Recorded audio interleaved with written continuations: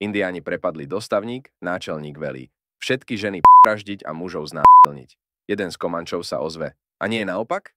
Jeden z prepadnutých v ružovej košielke vraví medovým hlasom. Jejda, a čo ty do toho kecáš? Náčelník to povedal dosť zrozumiteľne, nie? Detko si po ošetrení u lekára pochvaľuje. Pán doktor, vy máte zázračné ruky.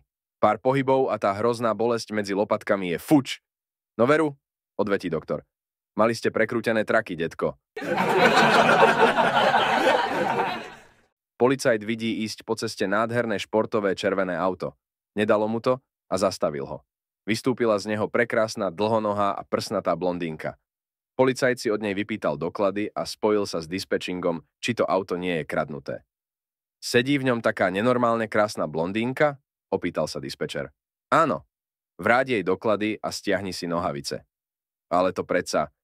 Nestaraj sa a urob, čo ti hovorím.